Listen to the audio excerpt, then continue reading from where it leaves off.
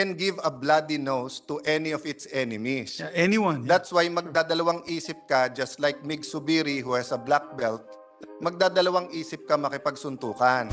So what I'm saying is that two of them, hindi natin pwedeng ignore. Let's go to the Malaysian held features. No, this is swallow. Mr. President, and good gentlemen. May I just finish Just about Vietnam, good gentlemen. Is that we have to align a policy with strategy that something can actually get done. And when But we Mr. compare President- Mr. President, may I finish? They congratulate us on the award, but it is not their national policy to implement the award. That is I exactly was- what I said, No. Mr. President. Yes, so But like China- the US, China is not a member of the UNCLOS. No, China is a member Pero- of UNCLOS, Senator. Pero di tulad ng China, kahit hindi miyembro ng UNCLOS ang US, kinikilala niya yung No, no. arbitral award natin. That's not correct, Mr. President. Hindi yan sa policy namin. But Mr. we won, President, but good we won sa, gentleman. may I finish my sentence? Mr. President, Malaysia and Vietnam. Let me address the Senate President because he addressed my comments. well, I'm trying So- to address the good gentleman's many points that are accumulating. Well, sorry, Mr. President. Senator Antiveros, I was just also addressing your points. Actually, hindi pa tapos ipakita yung pictures ng Malaysia. No? But Magandang kipag-usap kung yung kausap mo ay matino. Sa totoo lang. Pagkatapos po ng ICJ, sa GA po din 1985, nakalagay. let me finish, Mr. No, President. just some correcting And- the fact, Mr. Yes, President. and I'm also correcting also your facts. So, the fact is, for 3 years during the Duterte administration, nagkakawayan yung Coast Guard ng Pilipinas at ng China. The fact is, it's true, we have very good relationship with Vietnam and Malaysia, pero kasama ang China, hindi pwedeng makipag-usap ang Taiwan diretso sa ASEAN.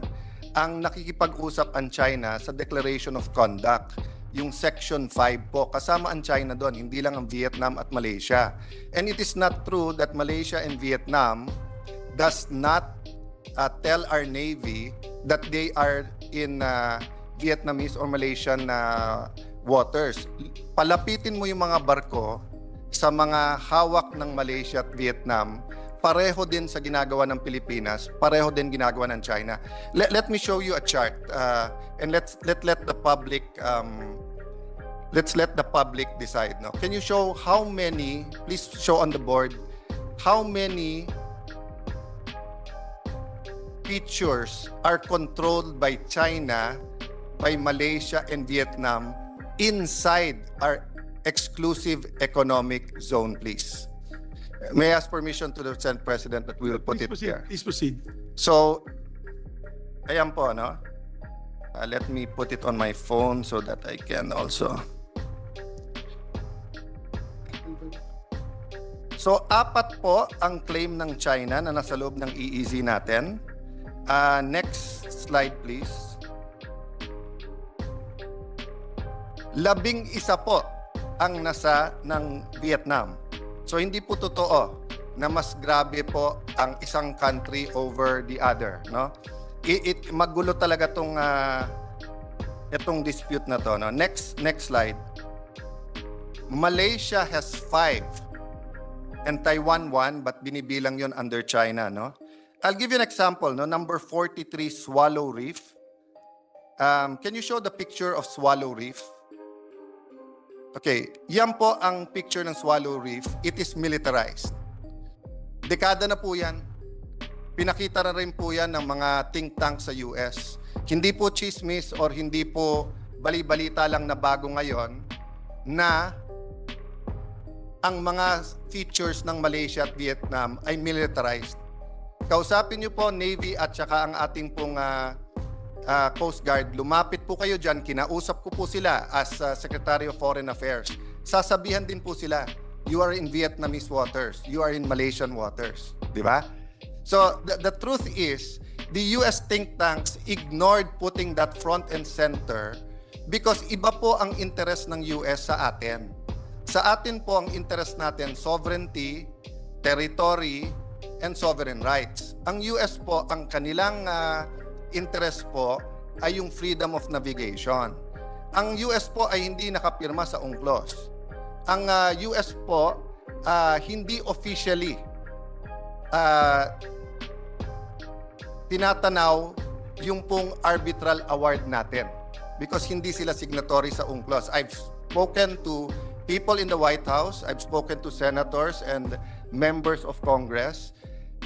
Bakit po ang US Joint Patrol hindi nila ino-offer near Vietnam and Malaysia? So that's what I'm saying, Mr. President. But before I continue, Let me just ask our distinguished colleague, if you can show that in the map of where the vicinity of that particular island is, so that we can see the comparison on where it is, no, within the yes. Well, the, Mr. President, area. Because if it is closer to Malaysia, then I would understand. no, this is in our EEZ, Mr. President. Yes, correct. But So, it would be nice if I'll- somebody could point Yeah, it out. I'll show you all the pictures, Mr. President, but at the end of the interpellation, ang proposal ko po kasi ay dapat po ang National Task Force mag-briefing sa atin sa committee. Because we agree and we are all outraged about the actions of China. But is the UN General Assembly the right forum for us to get justice? I'm not saying it's the wrong forum.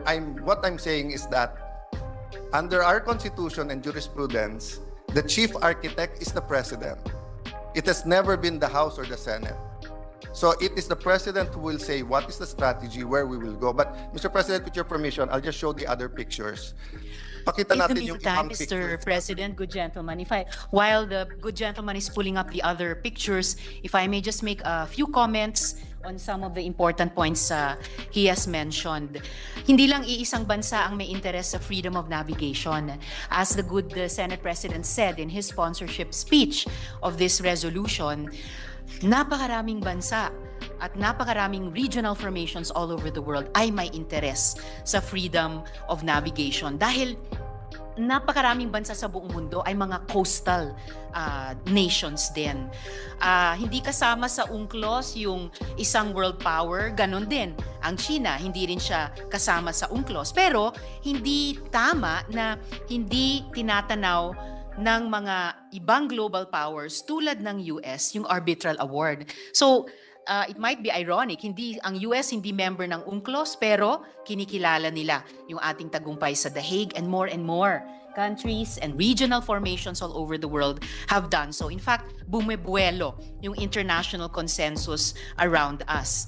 If we talk to the Navy, if we talk to the armed forces, ang sasabihin po nila na yung single na pinakamalaking threat ngayon sa ating national security ay walang iba kundi ang China dahil sa kanyang aggressive action sa atin sa West Philippine Sea. And is the UN General Assembly the right forum? It is one of the right fora. Because I agree with the good gentleman, Mr. President, hindi solong mode of engagement lang tayo. So we hold on to our victory at The Hague, and now, after that historic ruling, or jurisprudence, we are seeking now also the diplomatic and political support of all other member countries in the United Nations. And indeed, the President is the architect of our foreign policy. Kaya nga po, pati sa lengguwahe ng resolution, which I am open to amendments to, Mr. President, for example, in the dispositive portion, dahil sila ang arkitekto ng ating foreign policy. Kaya nga po, ang lengguwahe ng resolusyong ito ay addressed to the Philippine government through the Department of Foreign Affairs. Bilang sila ang alter ego ni Presidente ng arkitekto ng foreign It's policy. just a sense of the Yes, Senate. Mr. President. It is a sense of the Senate Opo. asking our executive department, who is the chief policy maker, particularly the president, to take action on this. Yes, Mr. President. We'll Basically, go to yun- that, Mr. President. Now, may we show the Vietnam. Start tayo dun sa picture, no? Ito Vietnam, ito po ang Quezon Reef. Meron pong ZPU-57-2 anti-aircraft artillery, may open radar, may armed personnel at gun encampment, may air raid shelter, may battle tank with personnel manning, meron po itong dish antenna, meron pong gun emplacement with personnel manning ng QJZ-89 12.77mm HMG, meron pong battle tank with personnel manning inside sa kabilang side. Next slide. You have the Vietnam occupied Bailang K. It has a lighthouse, newly constructed temporary shelter a few years ago pa to. Gun emplacement concrete bunker, two-story rectangular concrete with solar power heater installed on the roof. It has speedboats, trenches, open array radar, battle tank gun shelters. Next slide. Observation tower with solar panels, open array radar, napakalapit sa atin bansa to. Antenna for mobile phones, it has a battle tank, ongoing construction of trenches, it has personal work. Ito po ay sa Sincoe, East Reef, Vietnam. Next slide. Ito po yung Pugad Island. Sa Pugad Island po may gun shelter, makikita nyo po may quay siya, meaning pwede pong pumasok yung iba't ibang klaseng ships nila. Meron din pong reclamation yan, may helipad, may ZPU-57, 2 anti-aircraft artillery, may battle tanks, etc. So, just as we go through this, no, it will show but my you... dear colleague, no, if I may, nainggit nga ako sa Vietnam eh. Nainggit ako sa kanila. Actually, these military fortifications is not because of us. It's also because of China. No, that is in To our be honest, EEZ. their number one aggressor in that particular No, portion Mr. is President, also China. I take exception to that. You know why? How come? That is in our EEZ. So Yes. you cannot say that that's only against China, that's also against us. If our military goes near Kalan Siao Kay now, the Vietnamese tell us that is Vietnamese land. So meaning if we win and suddenly China leaves the South China Sea, West Philippine Sea, hindi po tayo ang makakakuha ng aalisan ng China. Ang Then, Malaysia... Mr. President. May I just finish? Yes, Mr. President. Historically kasi, yung pushback ng Vietnam has been very successful when it came to Chinese aggression on the West Philippine Sea. So, as a matter of fact, we had a whole delegation, I'm not sure if you joined us, when we had the delegation of the Vietnamese Parliament and Speaker of the Vietnamese Parliament with us here, the Communist Parliament of Vietnam. We had a lengthy discussion upstairs in our ceremonial hall on how they really push back. Yes. And they really do not allow. Agree, Mr. President. And I communicated that to the US, that Vietnam can give a bloody nose to any of its enemies. Yeah, anyone. That's why magdadalawang isip ka, just like Mig Subiri who has a black belt, magdadalawang isip ka makipagsuntukan. But the problem is that the military equipment given to us walang weaponry. And in the $680 million South China Sea Fund in 2017-2018, it was Vietnam at Malaysia ang malaking nakuha, hindi Pilipinas. So, Mr. President, I'm not saying nakalaban natin ang Vietnam at Malaysia, ha? Vietnam and Malaysia are our allies as of now, but they're also claimants. And what I'm saying is that they have a clear strategy.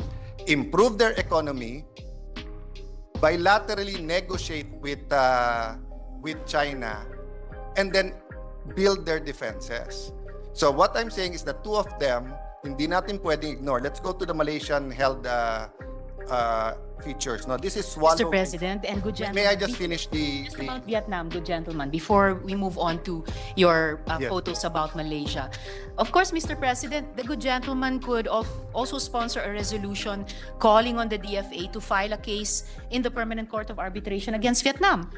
This resolution is not mutually exclusive to that. Dahil sa dulo po, Mr. President, we stand for Philippine sovereignty. Yeah, I could, Mr. President, but it would do no good. You know, that's the point. The point of diplomacy, lalo po kung wala pong world power na mag-enforce, is that we have to align a policy with strategy that something that can actually get done. And when But we Mr. compare President- Mr. President, may I finish? If you compare the strategy of of the Aquino administration and the Duterte administration, makikita nyo po sa Aquino administration nawalan tayo ng territory, na take over po ang Scarborough. Sa Duterte administration, ni isang square inch po walang nawala sa atin. In the Aquino administration, and it's not the fault of President Aquino, it was the strategy and the people implementing the strategy. Ang isang strategy po doon, hindi makipag-usap sa China, nakikipag-usap po sa multilateral, hindi po nakapasok ang ating fishermen around Scarborough. During the Duterte administration, nakapasok po tayo doon. Bakit po? Kasi po nag-uusap bilaterally, which is in the arbitration award, meron po, it is in UNCLOS, and it is also in the declaration of yung conduct. yung binabanggit kanina po ng the good Senator Ontiveros, binabanggit niya nag-uusap kasi sa ASEAN. Kasi po may DOC, no? And yung DOC na yon should go to the Code of Conduct, COC. And China is working with ASEAN with that. But ang sabi ng China, wag tayo mag-multilateral sa iba because the other world powers have other interests. And if you look at Malaysian and Vietnamese strategy, they are talking with ASEAN and with China. They are not going to the Court of Arbitration, nor are they going to the UN General Assembly. That's what I'm saying. I'm So not saying it's a therefore- wrong strategy. I'm saying you can look back in history and see the results of the two. And I'm saying that the Senate should tread carefully and get the right information, kompletuhin. Kasi kanina lang, sinabi ni Senator Ontiveros, hindi naman ganun kasi ang Malaysia at Vietnam. But now with the pictures, makikita nyo. Yung iba sa atin dito, hanggang ngayon, nagugulat. When I briefed the military, some in the military, especially if they're not in the Navy, hindi nila alam na ganito din ang sitwasyon. Some of the U.S. Members of Congress did not know that the U.S. was favoring Vietnam and Malaysia. That's why when President Obama went to Japan at tinanong siya in the dispute of the islands between China and Japan, if China tries to access that island, will it automatically trigger Section 5, which is the Mutual Defense Treaty? Sabi ni Obama, yes.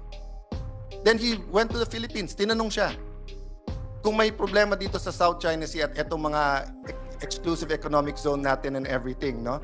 Will it trigger Section 5 of our Mutual Defense Treaty? Ang sagot ni Obama, no. So may I correct, just for the record, Senator Ontiveros, US is not a signatory to UNCLOS. They congratulate us on the award, but it is not their national policy to implement the award. That is I exactly was- what I said, Mr. President. Yes, But like but the US, China is not a member of the No, UNCLOS. China is a member Pero- of UNCLOS, Senator. Pero di tulad ng China, kahit hindi miyembro ng UNCLOS ang US, kinikilala niya yung No, no. arbitral award natin. That's not correct, Mr. President. The China is a member of UNCLOS. Ang Amerika hindi member ng UNCLOS. Yun na nga po Ang sinabi ko, Amerika, Mr. President. pinicheer yung decision, pero hindi niya policy na i-implement yung decision. Actually, So Mr. we President, talked directly with the gentlemen, US and told the US, give us a contractor, a service contractor, we will build for oil, send us a ship na bantayan. Ang sagot nila, hindi yan sa policy namin. But Mr. we want, President, but good we want sa, gentleman. may I finish my sentence? So the point is, the good senator was saying freedom of navigation sa lahat. Ang number one na may interest sa freedom of navigation, magugulat man tayo, is China. Bakit po? Because 80% ng ekonomiya ng China ay nasa coastal areas niya. And mostly malapit sa atin yung southern, di ba? So actually, yung sinasabi ng US na freedom of navigation, yun din ang gusto ng China. Ang unang magsasuffer kung may gera around the South China Sea is China. Ang pangalawang magsasuffer tayo kasi maiipit tayo sa gitna eh. Ang Malaysia at Vietnam ay meron pong strategy na nakikipag-away sila sa China sa territory nila pero hindi po sila gumigitna sa dalawang superpower na US at saka China. Problema natin siguro dyan, Senator Cayetano, is magandang makipag-usap kung yung kausap mo ay matino. Sa totoo lang. Ang problema, kausap ni President Marcos, first state visit niya ay China. Nakausap niya po si President Xi, and during that meeting, they were very cordial, very friendly, and ang sabi po nila, they will continue to engage on freedom of navigation or movement within the West Philippine Sea. Wala pang ilang linggo na dumaan, ayun na po yung pag-take over na po ng green lighting or mga Green laser. harassment ng ating mga white ships po ito, Coast Guard and our fisher folk. As a matter of fact, since then, the President has called the ambassador several times to Malacanang. If you ask me, I would have been more harsh actually. So, mahirap ang kumausap sa isang bansa na hindi mo naman matino. You started with your you started with your speech by saying that it was a phrase from the Bible. Fortunately, our friends in China do not believe in God, and nor do we believe in the Bible. Because I remember talking to one and I said, "Are you Buddhist?" Sabi niya, "No, I'm communist." So wala silang pinapaniwala na Diyos. So tayo, naniniwala po tayo sa Diyos, takot po tayo kay Allah and to God. Mahirap kausapin yung isang bansa na hindi po takot sa kay Allah o kay God kasi wala po Well, silang Mr. President. pinapaniwala. Mr. President, I will just end by saying, I'll just end this statement by saying is, if there were goodwill measures being done by that particular country to our discussions and negotiations, di wala po sana tayong problema. Unfortunately, even in our embassy here, nangyari na sa akin yan. Ako hindi naman nabudol, pero I was thrown under the bus when he told me something about Pogo and I shared it to everybody. Ang sabi niya, kasinungalingan, ay pala, totoo pa lang sinabi niya, and I can prove it with the witnesses that were with me there. Then a month after, about the incident of the Navy boat, kinuha nila yung debris from the Chinese rocket that fell. Sabi nila it was a mutual understanding where they gladly gave us the debris to take back to China. And lumabas yung video, sinisigawan, naubusan nga ng English yung ating Navy frogman. Well, Mr. Galit na President. galit siya. Ang ginagawa nyo, what are you doing? Tapos, we had it here. It was shown in video here. So these are the things that does not happen with Vietnam, nor does it happen with Malaysia, because we have a mutual respect for one another. Mr. President, that is So- my point President, precisely. My Mr. Pre- point is, my- it's very hard to talk no, to my another point party. precisely, Mr. President. Mr. President. Malaysia and Vietnam. Let me address the Senate President because he addressed my comments. Well, I'm trying So- to address the good gentleman's many points that are Yeah, accumulated. well, Mr. sorry, President. Senator Antiveros. I was just also addressing your points. Actually, hindi pa tapos ipakita yung pictures ng Malaysia. No? But yung point ni Senate President, Sir Senate President, as I said, I share with you the outrage. I share with you the frustration, ba't nangyayari to, ba't kinausap ng Presidente. But I also see the historical past. Ng panahon ni President Duterte, layer after layer ng communication hanggang maayos to prevent. I don't know if this chamber was informed. There was even a time for almost 2 months, mahigit 1 month, hindi nagsasagutan ng telepono ang ating Coast Guard at China.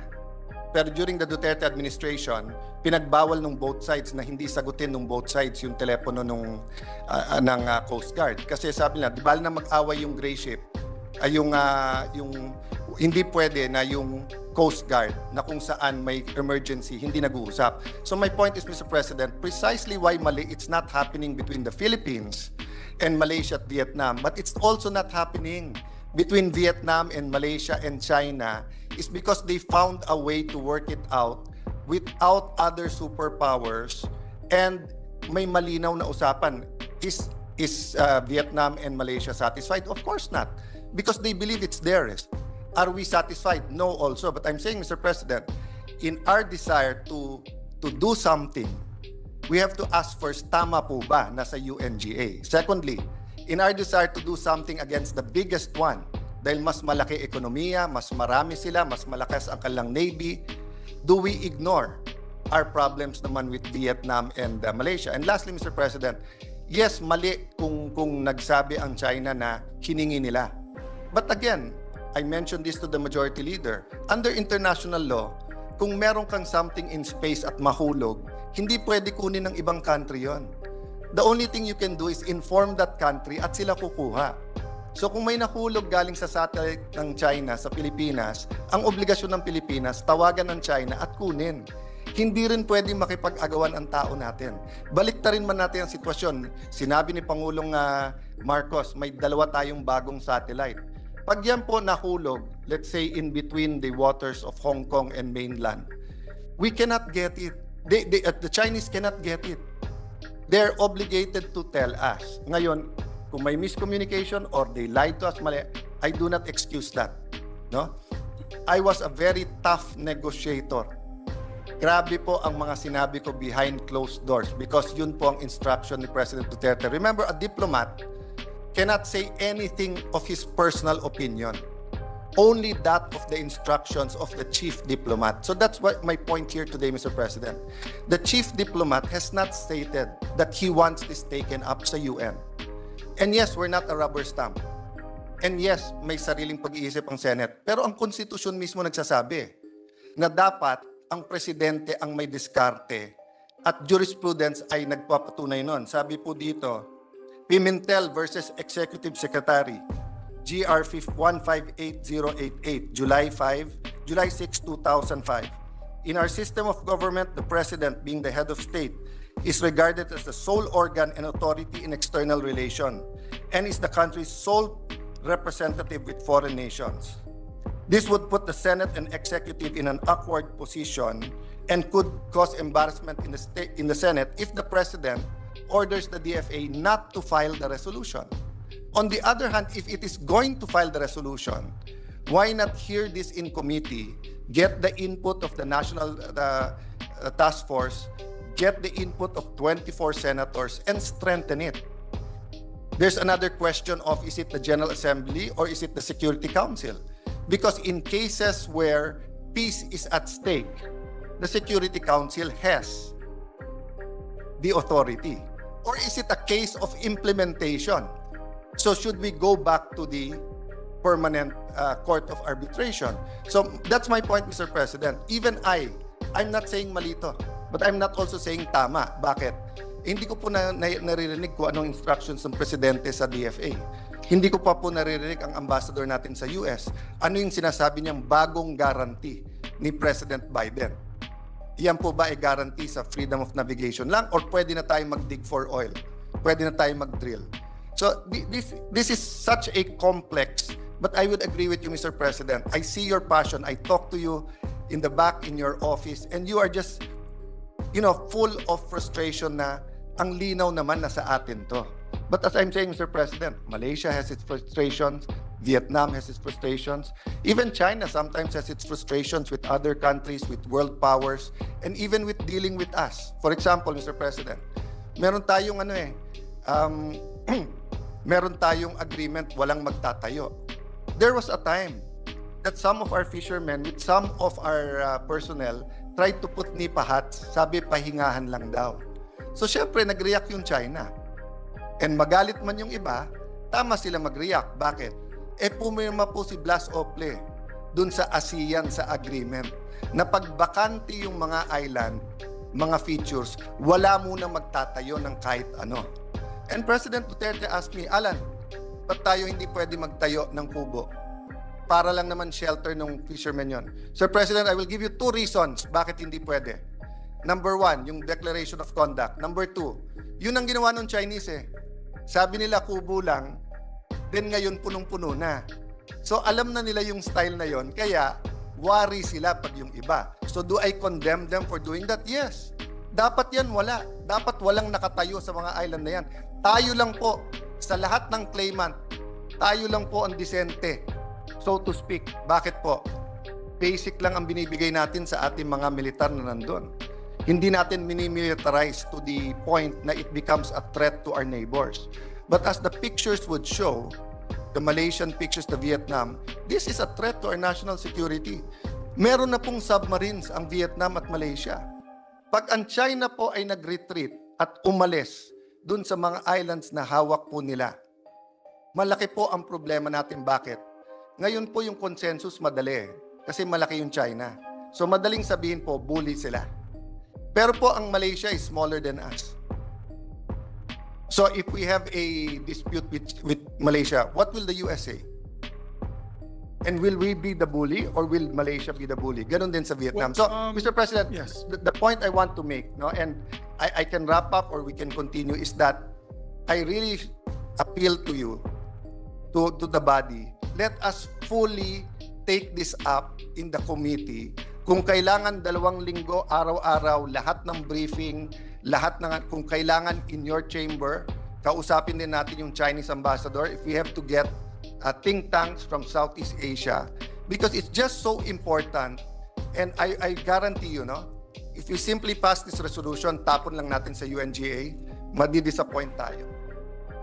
Because history has proven what I'm saying, na the UNGA is for consensus. It is not for highly contentious issues like this. Mr. It may work, President, it may not work. gentlemen. But just my last point, Madam.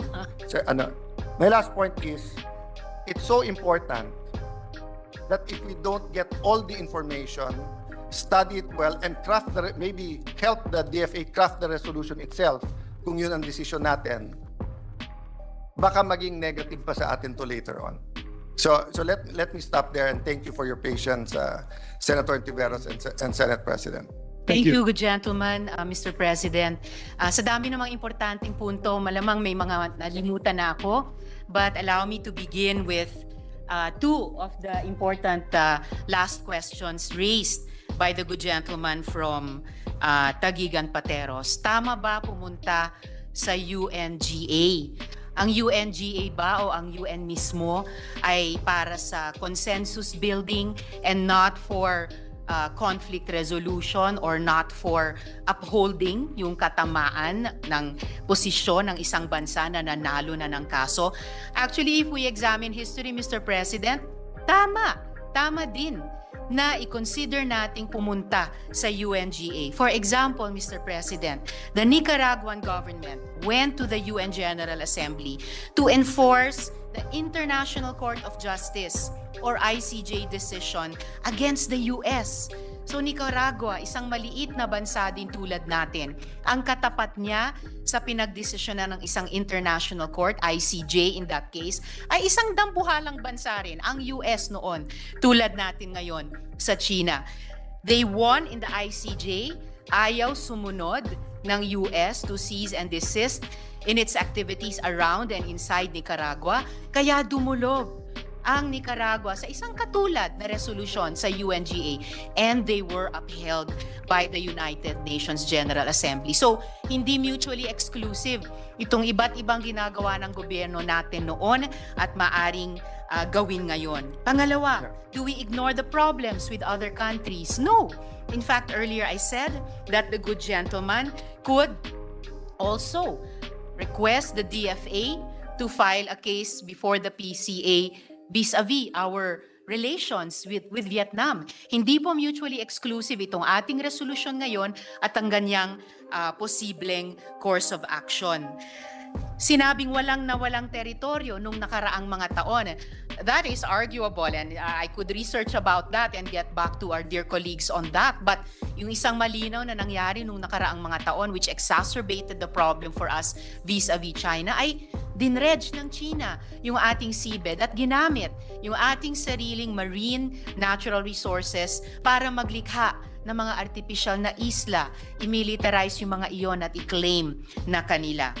Hindi policy ng US na i-enforce. Actually, hindi naman policy, hindi namang ibang mga bansa to enforce a favorable ruling that a country like us has been awarded in a forum like the PCA. It is up to us to continue taking the executive and legislative actions to stake our claim on the ground or in the water. And certainly, yung pagdulog natin sa UN General Assembly, as the Senate may approve it, expressing the sense of the Senate, and as the DFA would be the one to finalize the final language para makalikha ng mas malawak na consensus with other nations in the UNGA, Mr. President, I think is a very reasonable course of action based on principle at based sa nakaraang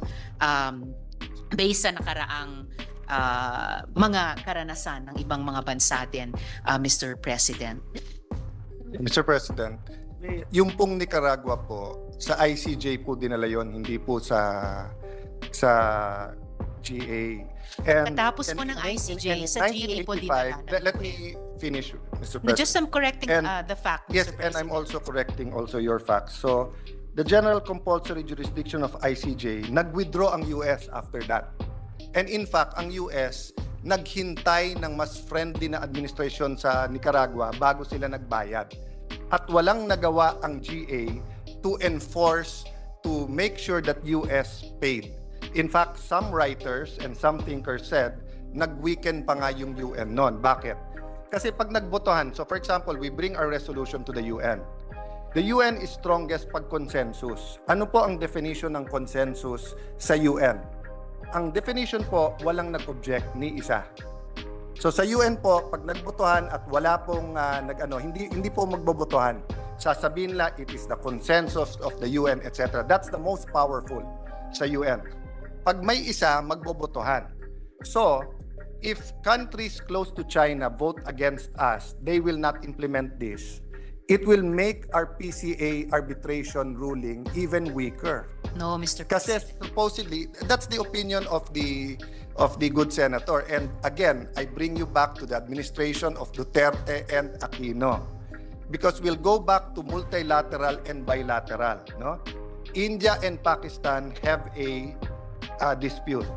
One of them wants bilateral, the other one wants multilateral.